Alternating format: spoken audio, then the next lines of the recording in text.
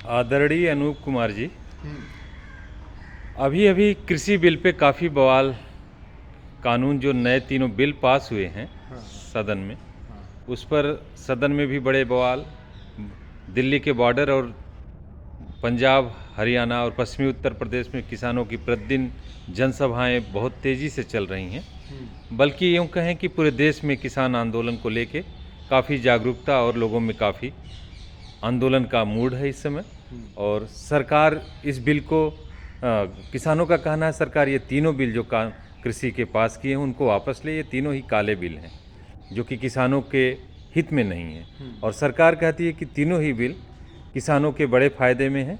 और सरकार बल्कि आदरणीय माननीय प्रधानमंत्री मोदी जी ने यह भी कहा कि छोटे किसान और बड़े किसान की बातें भी कहीं, कैसे क्या फ़ायदा है क्या नहीं फ़ायदा है, वो सारी बातें बता रहे हैं। और अभी हालांकि आजकल में न्यूज़पेपर में है कि माननीय प्रधानमंत्री जी पुनः जो है किसान नेताओं से बात करने के लिए तैयार हो रहे हैं। तो आप इस पर क्या कहना चाहेंगे, इसके फायदे के फेवर में या इसके नुकसान, जो भी आपको लगता है आप अपने विचार इस पर रखें।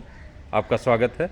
हाँ, मैं यह कहना चाहता हूँ कि जो बिल में जो कमियां हैं, सबसे पहली चीज़ जो इनको जो काला कानून कह रहे हैं, तो काला कानून का मतलब कोई कानून काला ना होता ना सफ़ेद होता है। वो इसका विरोध प्रदर्शन का एक तरीका है। उसमें जो कमी है उसका लोग काला कह रहे हैं। दूसरी चीज़ इसमें जो बता रहे हैं कि इसमें कमी ही कमी है। इस गवर्नमेंट ने मान लिया 10 साल से पहले भी रहे हैं, कितना नहर को इन्होंने बनाया या कितना सिंचाई का प्रबंध किया है। वो तो अब जैसे मान लिया हिंदू मुस्लिम करके झगड़ा करवाते हैं कि मुस्लिम इस देश का नागरिक नहीं है।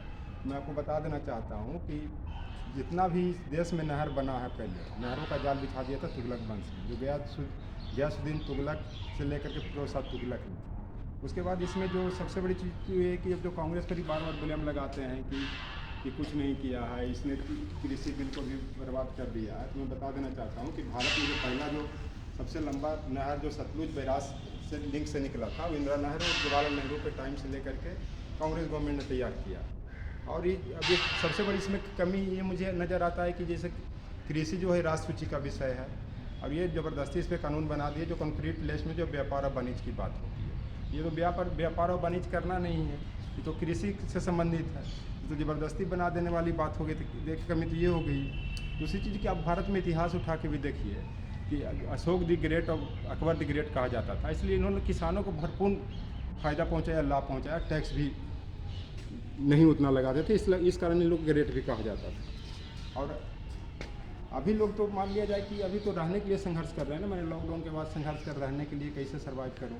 लेकिन जिस दिन इस देश में खाने के लिए सर्वाइव करना पड़ जाएगा, वहाँ पे इस देश में अशांति फैल जाएगी।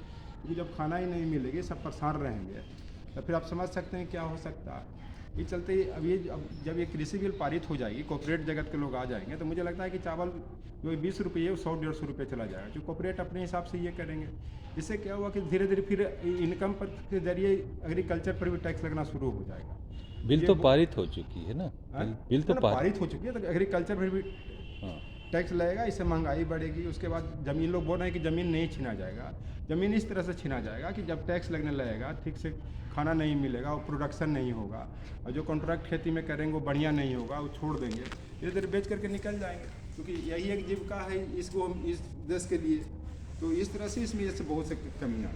अब आपको मैं बता देना चाहता हूँ कि मायावती के टाइम में भी जो जमुना एक्सप्रेस वे बन रहा था, तो टप्पल के किसानों ने कितनी जोर हंगामा किया था, उसको लेकर के कांग्रेस गवर्नमेंट 2013-14 में फिर बिल लाई थी जो किसानों के हित में। इस बिल को भी एक तरह से डिलीट कर दिया, जो भी प्रोविज़न था किसानों के लिए। तो इस बिल में तो खामियां ही खामियां नज़र आ रही है।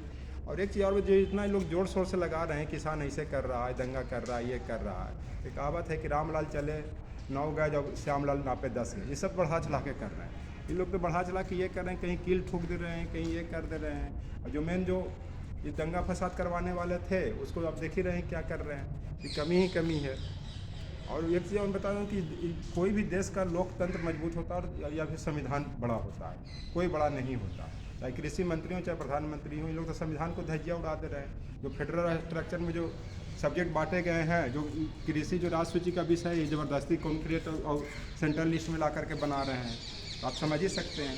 और एक चीज़ और मैं बताता हूँ कि लॉकडाउन के टाइम में अध्यादेश लाने की क्या ज़रूरत थी। जब मान लिया जब इस बोला तो कोई घर से निकलेगा नहीं, ये नहीं करेगा, तो लॉकडाउन के ही तो फ़ायदा उठा रहे थे कि मुझे इस तरह से ये करना है, बनाना है। तो इसमें ये कमियाँ हैं। इसके पीछे मंशा क्या था? दूसरी चीज़ की राज्यसभा में व्यापक चर्चा भी नहीं हुआ, इस कानून को पारित कर दिया गया। इसके पीछे क्या उद्देश्य? इसमें तो कोई भी क्वेश्चन उठाए मार्क करेगा ही करेगा। ये कमी है कि क्या कमी है, क्या जरूरत है लाना पड़ गई। मान लिया लॉकडाउन के ख़त्म के बाद या राज्यसभा में डिबेट करवाते तो एक बात बनती। और एक चीज़ और, ये लोग जैसे 1971 के बाद ये मोदी जी अपने को इंदिरा गांधी से तुलना करते हैं, तो इंदिरा गांधी ने 1971 के युद्ध में बांग्लादेश को तोड़ करके तब इमरजेंसी लगाई थी, तो तानाशाह किया गया। इन्होंने मान लिया जाए कि बालाकोट पर अटैक किया, उसके अलावा तो कुछ किया ही नहीं। मान लिया बालाकोट, देखिए ये तो विषयांतर हो जाएगा, ना हमें नहीं, सिर्फ कृषि बिल से कृषि बिल मतलब से है। बता रहा हूँ कि उन्होंने इमरजेंसी, सब बोलते हैं कि इसी कारण मोदी जी इसे कर रहे हैं, तो ये सोच रहे हैं कि मैं बालाकोट पर अटैक करके फिर मैंने कृषि बिल को मैंने पारित कर दिया, तो मैं बहुत बड़ा काम कर दिया हूँ। मान लिया जाए कि पाकिस्तान से तोड़ करके सिंध बलूचिस्तान बना देते तो माना जाता।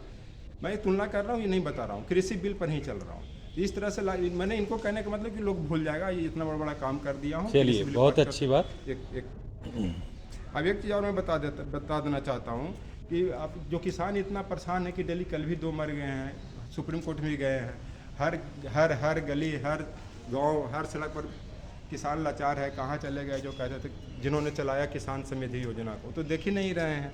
और एक चीज़ और बताता हूँ कि एक कहावत भी है कि पहले हर जगह बलात्कार होता था तो उसके लिए रोड पर आते थे, डेली न्यूज़पेपर में। आजकल तो डेली कृषि बिल पर ही चल रहा है सब कुछ, इंटरनेशनल न्यूज ही बना रहा है। एक कहावत भी कि स्याही सुख नहीं पाती है अखबारों के, इलेक्ट्रॉनिक मीडिया को हर रोज़ नजर खबर आ जा रही किसानों को मरने के लिए। तो कृषि बिल में खामियां ही खामियां, मुझे नहीं लग रहा है कि इसमें कोई पॉजिटिव नज़र आ रहा है। ठीक है, बहुत अच्छी बात आपने बताई। बस केवल एक आखिरी सवाल आपसे हाँ, है हाँ। कि अभी संसद में माननीय प्रधानमंत्री जी ने ये जो किसान नेता और किसान आंदोलनरत हैं, हाँ, उनको लेके उन्होंने उन पर आंदोलन जी भी तंज कसते हुए आंदोलनजीवी हाँ। पर